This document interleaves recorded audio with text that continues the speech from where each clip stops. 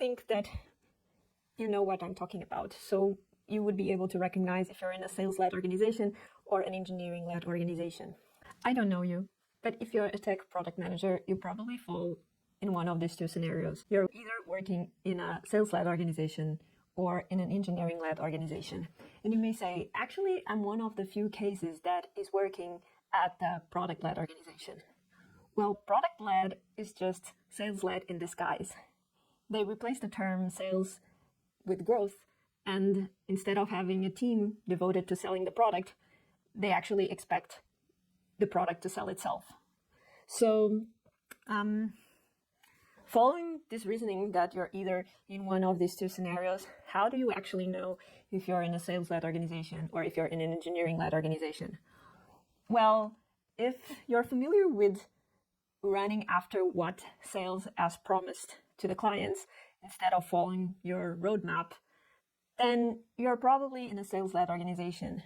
If at the end of the day, it is the sales team that ends up prioritizing what gets released, even though not in an explicit manner, then you're probably in a sales-led organization, like all of a sudden the sales team tells you that they've already promised to the client one feature that was not even in the roadmap, does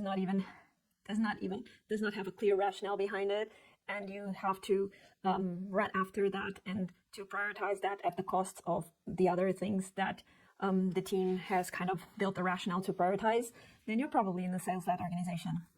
And how do you realize what are the signs that you're in an engineering-led organization? Well, if you're used to having engineers go after the latest technologies and to run their experiments without any kind of link to the usefulness to the client and without any kind of inkling of understanding of the client needs and the client persona, then you're probably in an engineering-led organization.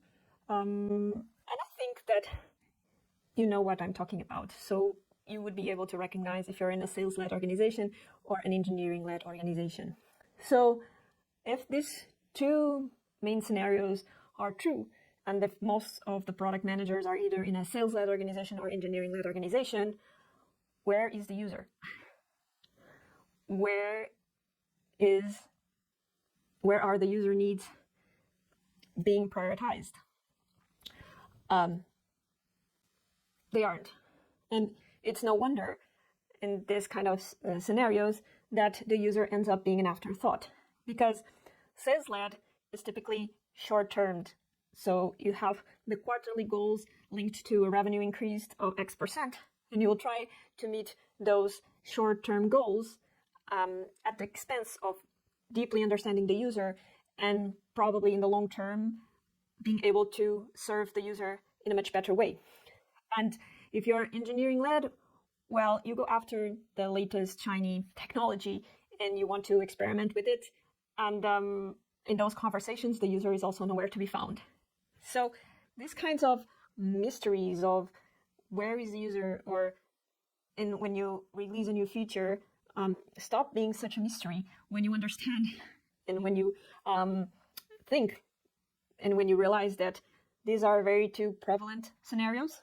So no wonder if the user and the users and their needs are not considered in the development of new features, no wonder that then you struggle to make sense of the features that you have released.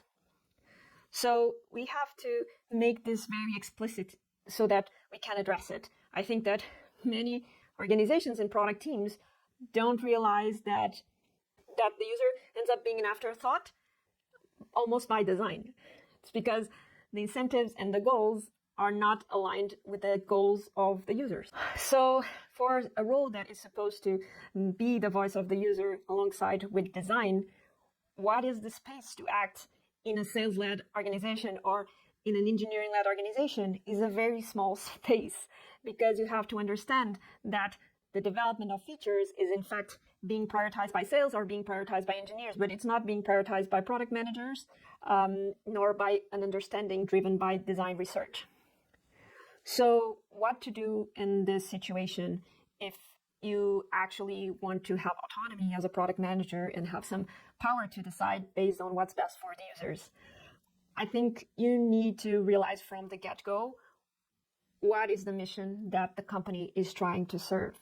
And if the real mission, not the stated mission, but the real mission that is expressed in the culture and on the daily decisions tells you that you're really in a sales-led organization that will prioritize short-term revenue increase at the expense of longer-term satisfaction of the users, or that will prioritize shiny technology experiments at the expense of the user needs, then, well, I think it's best not to join the organization, to be honest, because like enlarging that space is quite difficult when the organization more or less explicitly has a different goal than the goal of serving the users. So try to identify beforehand what kind of organization that you're joining. Ideally, you would join an organization that cares about the users, so the stated mission and the real mission that they're pursuing are the same. If not, then try to understand what is the level of awareness that the user is becoming an afterthought, and what are the levels of energy and interest in wanting to change that. If there are no levels or interest in kind of putting the user first, then I think that's pretty much it.